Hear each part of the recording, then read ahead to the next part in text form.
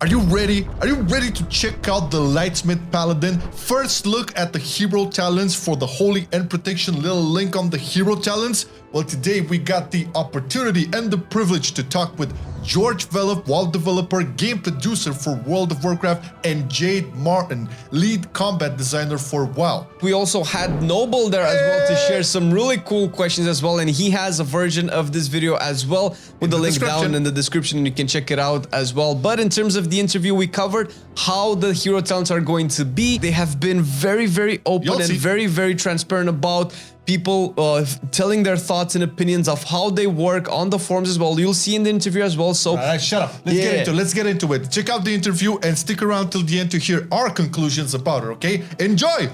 Won't take up too much of the time. Some questions here. So we know that we're going to get talents as we level up. Are these new talents, are they just going to be available as we get into the expansion, or do we need to unlock them with gameplay or quests?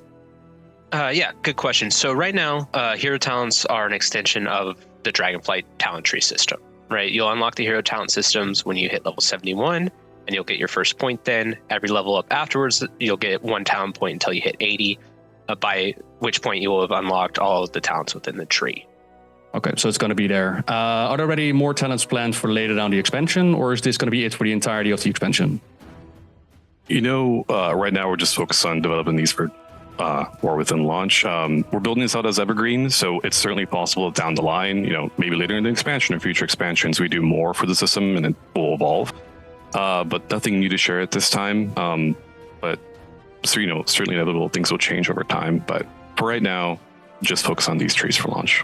Okay. With these new talents and new abilities, we're also going to get new visual upgrades. We will be able to unlock more visual customizations, like, for example, the Warlock Greenfire questline. Will there be quest lines or things to collect to upgrade the visuals? A great question. Nothing that we could talk about at this time, but it's certainly top of mind for us. We're going to try to make these hero talent trees visually impactful, so there's a lot of avenues that we're exploring. Cool. So as Paladins, we got Lightsmith, Herald of the Sun, and Templar. We got these as the talent names, as the kits. Will people in the game also recognize us as a Lightsmith, like we were High Lords in the past, or is this purely for a naming scheme? Currently, no. Right now, really, fundamentally, this is just a system, right? It's an addendum to the talent system, right? Really, you're picking up the teachings of, you know, the Lightsmith or the Sandlane Keeper of the Grove. You're not necessarily becoming one.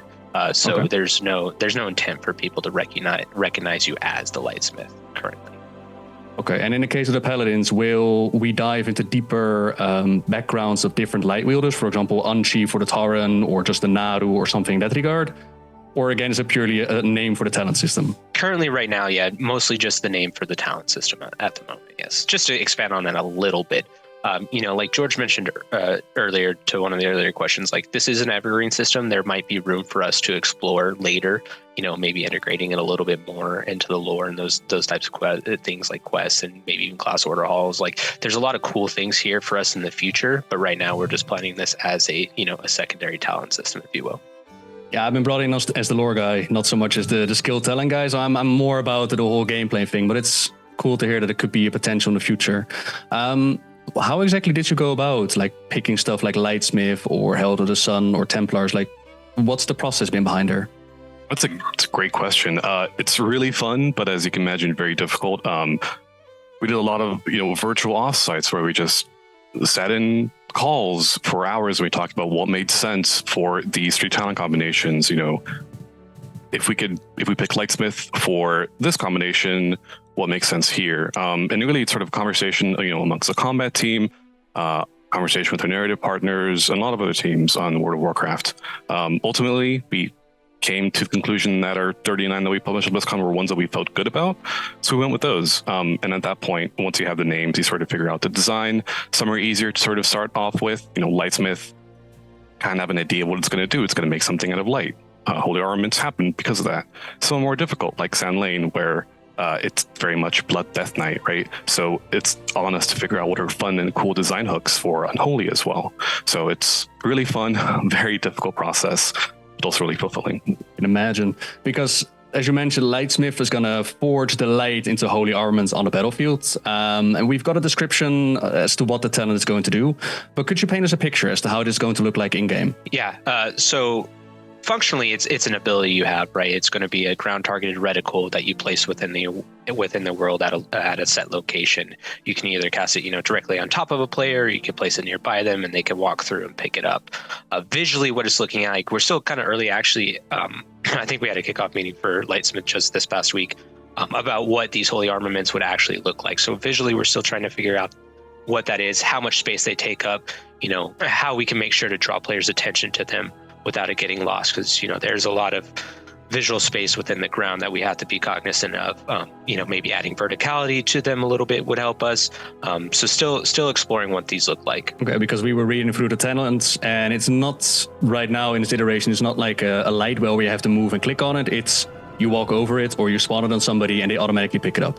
Yeah, exactly. So you'd walk over, pick it up. We're still trying to figure out what the trigger for that is. Like right now it is walking it over it, but we're discussing, should there be a delay so someone doesn't accidentally pick it up too quickly, or you give people time to react to it without feeling like they have to stand right on top of it, or even move out of it if they're not someone who wants to pick it up at that time, right? So we're still figuring out how we want to deliver that mechanic fully, but we have an early version in that we're playtesting right now, actually. Because right now the ability says that it rotates between Bulwark and Armaments, so behind the shield ability and the weapon increase. We were actually discussing this before the interview. Is the rotation on the ability itself? Like, do you use it and you get the bubble first, and then you get a damage, and then you get a bubble? Or does the player itself get to decide what the buff is going to be? It's on the ability itself. So you cast it once, it's Bulwark. You cast it the second time. Sacred Weapon. Yes. Yeah. Thank you, Jade. So no, it's really controlled by the Paladin. Okay. Well, we're diving deeper into the talents in here. So this is your area, Flame. I'm going to pass it on to you. I have a couple of more technical questions, and they kind of play off of what you guys discussed in the way that the mechanic will work. So possibly the answer might implicate that as well. In the grand scheme of things, what are your thoughts on how these talents will play and their impact on your rotation? Like how Protection Paladin has the stationary consecration playstyle, forcing the heavy play when it comes to survivability, because if you have to move outside of consecration, then you're kind of losing a lot of damage reduction. And since we don't know exactly how the armaments will spawn, does the spawn rate or distance from the paladin itself force the paladin out of the consecration, or is this something at all that you're considering when it comes to impacting the rotation and playstyle? Yeah, generally speaking, we want hero talents to elevate your current rotation and gameplay style, and influence them, maybe have a couple of subtle changes here and there, but we're not looking to like upset the balance of what your core rotation is. So like, if we look at divine inspiration within the Lightsmiths tree, which has a chance to spawn a holy armament nearby, we're not putting it 20 yards away from your consecration, right? Like it's going to be nearby your consecration. We're not going to force you out of it. Ideally, it's going to be really easy for you to pick up, or someone else in that matter. One of the cool talents within the Lightsmith tree is actually solidarity, which anytime an ally picks up an armament, you actually get the benefits as well. So even if it does spawn maybe a little bit far away from your consecration, if you're playing Prot Pally, right, someone else can pick up the armament for you, and you will actually get the benefits too. So we are trying to take those things into consideration. That's actually lovely to hear. As a Protection Paladin, I like to feel safe in my consecration. You mentioned divine inspiration, and if I'm not mistaken, currently that is a choice node together with Forewarning. And I wanted to ask, in the sense of these choices, making them feel kind of like a good choice. The choice node between this and Forewarning essentially makes it feel that it relies entirely on whether or not Forewarning makes the armament align with other cooldowns, since we don't know exactly what the cooldown is. If this will be the case, the chances of Forewarning being preferred 100% of the time is very likely. Is this something you would take into consideration when designing and tuning cooldown lengths and reductions for the Holy Armaments and potentially other cooldowns for the Paladin? Yeah, it's really top of mind for us. The intent with that choice node specifically is to account for situations where there aren't, immediately obvious uses for the armament, where a player doesn't necessarily need or even want to plan out these cooldowns. Or if there are critical moments that are covered by baseline uptime and bonus procs versus bonuses, it should be expected that a well-timed armament and a well-targeted armament is better than a proc, but a proc is also better than something that is unused. So we are giving ourselves a lot of tuning ups for these. Conversations like that are conversations we have every day. Yeah, just to chime in a little bit there, like this is the type of feedback we definitely want from players as well as we go forward with these, and kind of part of the reason why we're getting these out early. is to get these kind of feedbacks on choice nodes or even just talent tuning in general, right? And another I just wanted to caveat real quick is an important thing to know is like these numbers aren't final. We try to get them into the numbers into a sane state for our internal play testing and stuff, but it is very likely that we will see these numbers change before they become available in public testing. And what is your philosophy behind it right now? Because you mentioned these hero talents should not be part of your core gameplay, should not be dominant. Are you looking for it as in, you can pick it up or not, it doesn't really matter? Or does this something that you really want to time in a fight itself? They're going to be impactful in terms of overall player power for sure. Like you're not going to want to skip, being Lightsmith, right? Like that would just... No, of course, yeah. You're definitely going to want talented. You're going to feel the impact of these talents. Really, what I was stating earlier was we don't want to necessarily force a player into like one particular play style while abandoning all other play styles if they want Lightsmith, right? We want these to be inviting to everyone, no matter how they play the game. So we're looking at ways we can do that to the best of our ability. But yeah, these will be very impactful talents for sure in terms of overall throughput. Regarding the Valiance talent, right now it says consuming Shining Light or Infusion of Light extends the duration of any active armaments by 3 seconds or reduces the cooldown by 3 seconds if none exist. My main interest would be, will there be a cap on how much extension one person would be able to get? And how will this balance work with Holy Bulwark, which seems to want the extension of the 30% buff more than the cooldown reduction, which implies you would have to re-ramp up, let's say, the cooldown or the buff strength instead, if a choice between a cooldown reduction and the extension was presumed, of course. It's a great question on the cap, something we probably should talk about on our end, which is, again, the point of this early feedback that is really important for us. Regarding the Bulwark, it only stacks up to 30% if the wielder isn't taking damage. So if a player chooses to extend Bulwark in order to give that buffer for an upcoming damage event, that's really their prerogative. Choosing to extend one armament functionally delays your next cast of the other. So it's a trade-off and a balance of your priorities. Great.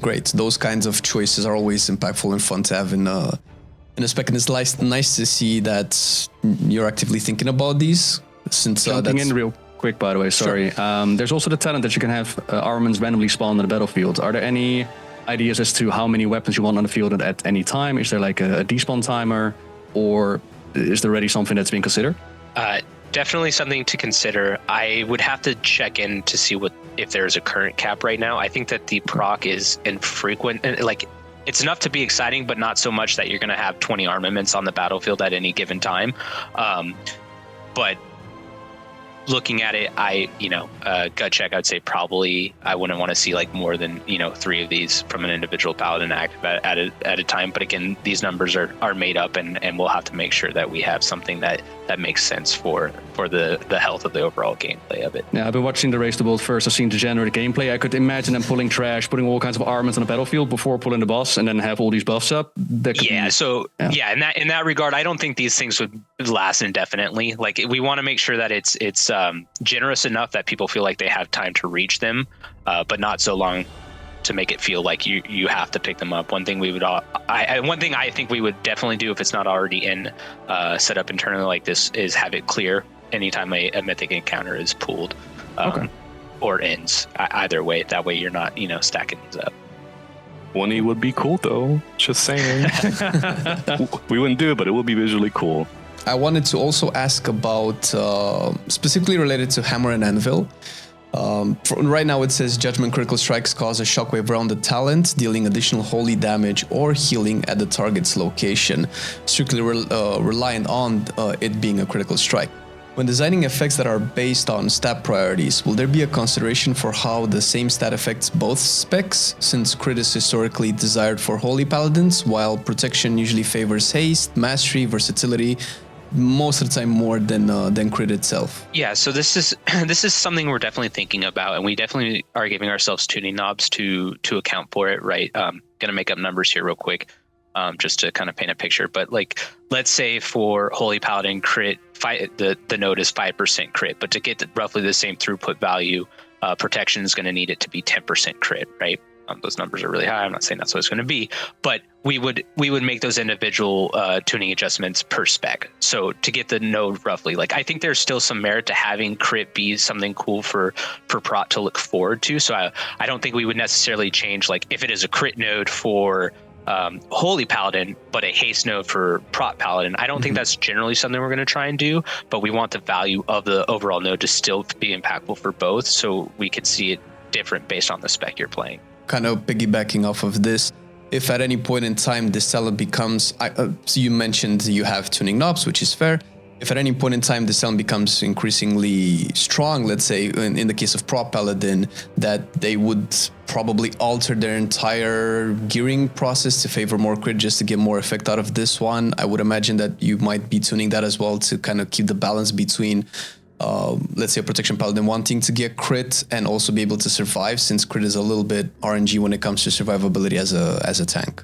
Yeah, definitely. That is something we definitely want to be cognizant of. If this one singular node is so strong that it's driving the entirety of your gearing decisions, that probably means the balance is off somewhere there, right? Like that's probably a little too impactful for an overall node in that regard. But if it slightly changes your gem or your enchant priorities, I think that's totally fine. That seems within a realm of acceptability to me. For sure. Maybe a more interesting one to discuss. Blessing of the Forge. Right now makes Avenging Wrath summon an additional sacred weapon, and during Avenging Wrath your sacred weapons cast spells on your target and echoes the effects of your holy power spenders. The question really is, will the spells cast by the sacred weapon be the same spec variants, like a Holy Shock if it's a Holy Paladin, or in this case the spenders, Word of Glory? And if so, would there be synergies between the spec and the rest of the kits? Like, let's say Protection Paladin would cast Shield of the Righteous. Would you be able to stack that on top of your current Shield of the Righteous, extended duration, or anything of that sort? Or is it just pure flavor? We've talked about this a little bit, actually. Right now, it's just a damage and healing events that echo, but could go either way. What do you think is cooler? I mean, the thing that comes to my mind would obviously be replicating the spells and echoing the spells. That sounds like a cool effect, but I imagine that would be a balancing nightmare to factor all of that in. Not to mention that in terms of Protection Paladin, since I'm a little bit more familiar with it, gaining a max duration of Shield of the Righteous is not particularly difficult, so in some sense it might even be a little bit less impactful if that would be the actual intended effect. Gotcha. Yeah, I mean, like I said, for now it's just a damage and healing events, but feedback like that is really important, so something we'll keep in mind. Right now it can go either way. Cool. Yeah, I think one of those things is just identifying the overall effects and impacts of having it interact with every single talent synergy along those lines, and whether or not that's just really something that we could actually do without making it super overpowered, right? There's a lot of tuning implications there that we have to be wary of. So if something has a lot of talents that it synergizes with and interacts with, it becomes a lot harder for it to just echo the actual effect itself, because you start compounding the actual impact of that singular talent. So I do hear you say a lot of times now, like, that would be cool to be put on the battlefield, or what would be more fun and interesting. Is that something that you're looking for in the feedback as well? Like, are you open for completely new talents, or are you more looking for specific numbers and interactions? I would say both. I think anytime like someone has an idea of something where it's like, hey, tuning, if the feedback is, hey, tuning isn't here, this choice node is not necessarily interesting, that is good stuff for us to know. But if there's an idea that comes up from a talent was like, this talent's really cool, but it would actually be super awesome if it also did this too. That's the kind of stuff that we love, that we read, and it's stuff that we can act on, so long as it makes sense for, in this example, Lightsmith, right? I'm always open to that kind of feedback personally. Yeah, when we published our Dragonflight talent previews, what we published was an early look, and those changed quite a lot from alpha to beta to live. So really anything is on the table. If something sounds weird and it should be renamed, that's great feedback. If something doesn't make sense for the fantasy of Lightsmith or Sand Lane or Mountain Thane, that's also great feedback. If something's really overpowered, it's great feedback. Anything is on the table right now. Really. The windows are open. Okay. Windows are open, yeah. a few more, well, actually 2 more specific questions again, since we usually dabble a little bit into the numbers and the math of everything. Specifically in relation to Rite of Sanctification, right now it says imbue your weapon with the power of the light, increasing your armor by 5% and your primary stat by 1%, and it lasts 1 hour. While a Rite of Adjuration imbues your weapon with the power of light, increasing your stamina by 3% and causing your holy power spenders to sometimes unleash a burst of healing around the target. Obviously, there's no numbers actually associated with it to kind of put it into perspective until we actually get to test it. Historically, main stat buffs have been vastly superior to secondary effects or even stats like the 1% main stat.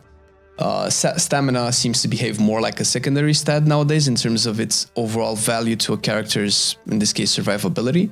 Assuming balance and tuning is addressed as well, would there be a higher consideration for underdog stats like stamina, armor, and essentially damage healing procs, so we don't feel like we have to get the main stat buff, since that would always be like the safest option, or the more generic one that would function across the board in all content? Yeah, definitely. Like you mentioned, tuning on something like this is pretty tight and it's a fine balance. But really, the intent behind choices like this is that they're close enough so that you can make situational or preferential decisions between something that is reliable, like stats, versus something that's like a proc and has, variable applications depending on the content that you're doing. And one last thing that I particularly wanted to know most in the functionality of the talents as well, for Divine Guidance. For each holy power spender you cast, your next consecration does additional holy damage or healing split across all enemies, up to a fixed total. And Blessed Assurance, casting a holy power spender increases the damage and healing of your next Crusader strike by 100%. Again, we're talking numbers, and I understand that the numbers are very subject to change. And assuming that that's the case, currently both specs, in the sense of the meta that it is in the current patch, take little to no consecration synergies within their builds, while Crusader Strike for both of the specs and what it transforms to for protection is a low impact ability in terms of its damage output. How would the hero talents affect your class and spec talent builds if the damage increase, let's say like the 100% increase to Crusader Strike, would be something impactful enough that people would want to choose Blessed Assurance over Divine Guidance? Talents like these are kind of outlets for us to give separate tuning knobs for Holy Armaments. And, the numbers are, as you mentioned, are very subject to change, as the tree really. And so ideally we're going to make these as close as possible within each other. Now, to the meatier part of the question, in terms of synergies and what's taken in the current impact of things like Crusader Strike, we are looking at the core and the base spec trees when looking at hero talents to make sure that these things are both viable as you progress, right? Reworks or updates to tuning are on the table where appropriate, right? We don't necessarily want to change your existing gameplay. We talked about this with Consecration, right, earlier, just to make a hero talent tree work. But if there are things that are so obvious that, like Crusader Strike is just really a low attack ability, like maybe that really shouldn't be the case. Maybe it should be a little bit more impactful, right? So maybe that is a case for us to actually increase the viability of it a little bit. Not just for the hero talent tree to work, but also just to give you a more interesting, if you're not playing Lightsmith, like maybe Crusader Strike should feel a little bit more impactful as Paladin, right? And so that gives us the opportunity to one, give us a different trigger for hero talent trees, but also give players something more interesting to look forward to if baseline or core rotationally. Hopefully that answered. I kind of got off in the weeds there a little bit, but no, that's good. Mostly the question came from the implication of consecration being stronger and stronger, which I'm not necessarily. I find it interesting whenever a spell becomes a center point for a specific playstyle or a build. And from what I understood, from what you guys said, you don't want the Holy Armaments and the hero talents to affect the gameplay, the core gameplay too much. And when this addresses specific spells like Consecration and Crusader Strike, as a Prot Paladin or Holy Paladin, I would wonder, do I now have to talent more into Consecration talents to make the synergy more impactful, or to make the hero talent more impactful? That's kind of the area of the question. Yeah, and really, it's just trying to find that balance for us is really what we're trying to do. Ultimately, we want you to feel like you can play your core class however you like. The hero talents are going to enhance that. That can be tricky. But again, this is actually really good feedback from the community. If something is swaying too much in one direction, and it feels like you're kind of losing a little bit of your core identity. Like those are things that, you know, we want to know, things that we want to make sure, you know, well, one, does that feel good or does it feel bad? Do you want to see more or less of that? Like how we can go about, you know, making these hero talents as exciting for everyone as possible, no matter, you know, which hero talent tree you're playing or spec. Great. That's so far off the top of my head. I bet everybody is curious to test them out whenever they're available on for testing. I think Noble has a few more things to say. Yeah, I got two major questions. Three, but two major questions. First of all, I would ask, what would be the best question to ask you all about the hero talents? Like if something, you have a platform you want to say about the hero talents to those that are watching right now, what would you tell them? Sure. So the most important thing, you know, we want your feedback, right? It's part of the really big part of the reason for this really big push to get these in front of players as early as possible. You know, our goal is to have the majority of these in and play testable by the first public testing when that does become available. You know, some of the good things that some of the really good feedback that we would love to hear is, you know, how do you feel about the fantasy of the tree and how well do the talents embody it? You know, what are your thoughts on how these talents will play and their impact to your rotation? What is your impression of how these talents will affect your class and your spec talent builds? And, you know, even the feedback on, you know, the names of the talents themselves or the visuals. We talked about visuals a lot here. Like, are we hitting that fantasy with the visuals that you're seeing? Are we selling the identity of the Lightsmith to you? You know, those are really important to us. And I think, you know, I would love to hear what the community has to say there.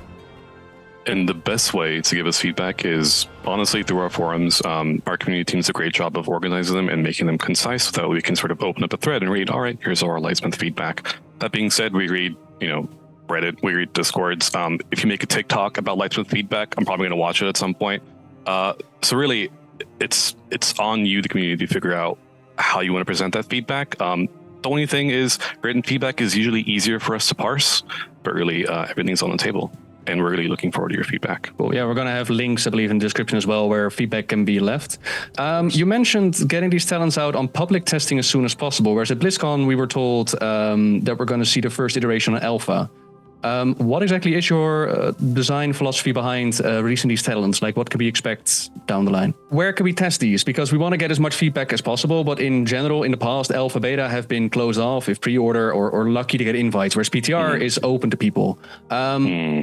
When could we expect on PTR or on the alpha or invites? How are we going to get people to test these talents? You know, unfortunately, I can't speak to specific timing windows for things like, you know, public alpha or anything like that. So I really can't give specifics there. But the goal is that way when public alpha or PTR opens up, the majority of these are play testables. That way people can sort of log in and basically play any spec they like and have a talent tree available to them to get feedback on. And just a real follow up there too. You know, we're doing blog posts for these. You know, so the first initial round is going to be 4 of these, which will be Lightsmith, Sandlane, Mountain Thane, and Chrono Warden. Right. So while paper designs aren't necessarily always the easiest to get feedback on, that's the first step, right? Like we can still get very valuable feedback just based off of what people see here. And honestly, the feedback that you guys have already given already is super valuable. And our plan is to actually roll out more of these, you know, hero blocks in the future as well. So even before we get to the public testing alpha stage, hopefully everyone will have a good familiarity with a lot of these hero talents before we even hit that step. Beautiful. Last question. Will they also be available before the expansion launches? Like usually we have like a pre-patch where new stuff for the expansion comes in. Is that hero talents included or is that still to be decided? So this one's actually interesting, right? Because yeah, a lot of times we'll have these, you know, these new secondary systems available on pre-patch, but these are actually gated behind leveling up, right? Because these are essentially new talent points. So you actually won't be able to get them until you're able to hit 71. So for pre-patch, they won't. Which selfishly kind of I'm a little bit happy about, because on the combat side of things, opening these secondary systems and pre-patch is always a really big headache with what's available. So this is one of the few times that we haven't done that in recent memory, and so I'm looking forward to things being a little less chaotic during pre-patch. Thanks for jinxing us, Jade. Appreciate Yeah, that. I know it's over now, right? Oh man, this sounds like whenever pre-patch is gonna hit, people are going to, I would imagine it would be part of the UI at the very least, so people will be able to see it and what's coming, and the hype is gonna build, and it's like, I want to play, I want to unlock that Lightsmith, and it's maybe create more, let's say, desire to level up really quick and get your hands on all of them. But yeah, that's the hope. That is definitely the hope for sure. Can't wait to see it, honestly. Like we have it on paper right now, but I can't wait to see it visually play out. But I think we are about done with the questionnaires, right, Flame? Yes. This is pretty much it. Once again, thank you guys for agreeing to do this interview. Feedback is always something that everybody loves to do, but it's great to see all the channels being so open and gets, I would imagine, everybody so excited to test these out and actually get our hands on the War Within. Thanks for having us. Yeah, thank you very much. This was awesome. Yeah, Thank you. So that was it, and I guess you can see by the flow of the discussion and I don't know, just the pure vibe of it. They were really interested, really and cool. open. I would never expected this from like actual like WoW devs to be like so curious and so pushing. Like, hey guys, tell us how you feel, what you want to know. And I think it's very important for us, all of us, not just me and Flame over here and Noble over there. All of us just, swarm in the forums. There's the link to the blog post in the description, and, just because they did mention that the best way for them to like churn out feedback is written stuff, right? Yeah, it's easier to go through, it's easier to parse, to use their words, and we're gonna have these available to test soon-ish, probably next year by the time you're watching this video. When we saw the mock-up they did, obviously it's still very much work in progress, and we've seen kind of like what they're trying to do with both Holy and Protection and the synergies that they have. They did mention that they don't really want to alter too much the rotation, in the sense that they don't want to have you feel like very like alienated for what you were used to, and that's I think a very good positive sign. You want to have some spice in the new expansion and have some things changed around, but not to the point where you're looking at like a total rework or something like that. I think like the mechanic, like the most worrisome for us, I believe, was the actual mechanic of the Holy Armaments and the impact that will have on buffing the player that goes into it, and you as well. Yeah. They did reassure us that it's not going to be that huge in sense of like for the protection example you gave. Like you don't have to move out of your consecration to get it. However, you kind of like see that in a raiding environment. Let's talk a Mirdris, right? Like imagine that in a Mirdris where there's always 2-3 groups separated for doing stuff and all of that. There's a couple of specs that will probably benefit more from the Holy Armaments as well, and it's weird that they're going for this like monk spheres type of walk through it and get the buff. They're thinking about maybe having a delay for it. They did say that they want all of this movement to impact yours and let's say somebody else's playstyle, because the issue initially was with Protection Paladin having to run away to pick up stuff, and usually as a tank you don't really want to do that, but the fact that your allies can also pick them up and get the buff and buff you instead, that's also really good. Now, whether or not that's going to, we want our Outlaw Rogue to pick up, so if you're not an Outlaw Rogue, don't pick up these weapons. That's, neither here nor there.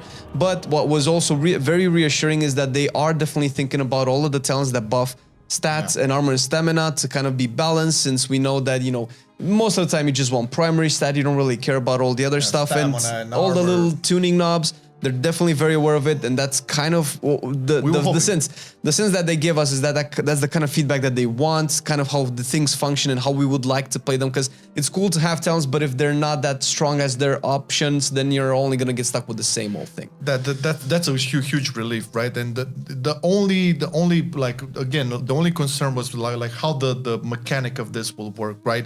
Because traditionally walking through stuff as you have to do mechanics doesn't always really, the payoff has to be really good, and it really goes in. We didn't really get into like questioning, how the encounters will work based on these. That's a good point, because they have to design encounters somewhat to have a little bit of a I would say give us a wiggle room to kind of use the mechanics. So we don't know exactly, because obviously the time that this interview goes live, we are now finding out everything about the Sand Lane and the Mountain Thane and the Chronomancer, because we don't know what those are. We haven't been a part of that side of the We were interviews. the Paladins. Yeah, for sure. So we don't know how many people or how many specs rather would have any kind of mechanics that would have you interact with something outside of your character's hitbox and having to go in a way.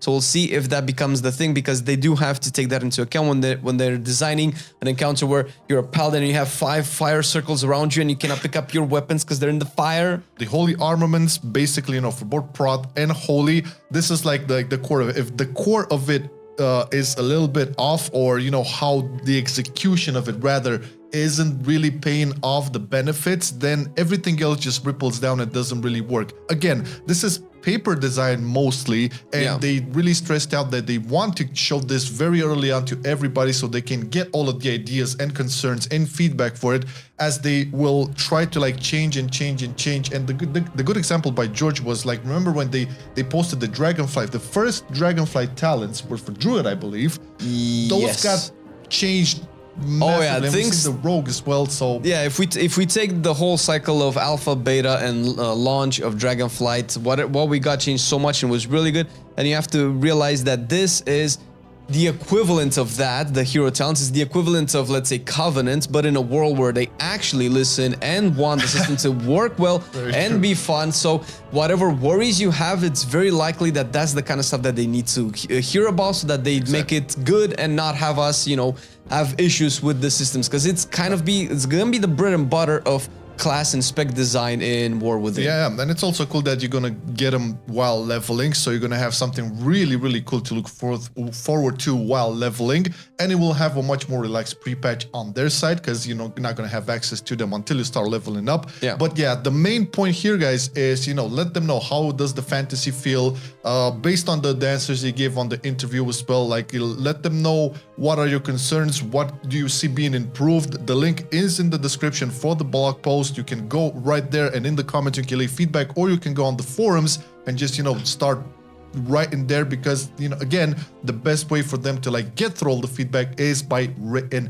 text. Remember to also check out Noble's video in the description. Obviously, he's going to have his conclusions on the more lore side of things, you know, visuals and all of that, which I think is pretty cool. I think both us and him kind of like melded into a really good... It's a good soup. Yeah, good soup where we... Paladin love. Yeah, Paladin love, lore, visuals, titles, names, all of that, and then get into the more technical. Hope you enjoyed. If you did, let us know. Thank you for watching. Thank you, Vary, for making this happen. Thank you, George, Jade, everybody. See you soon. See you next year.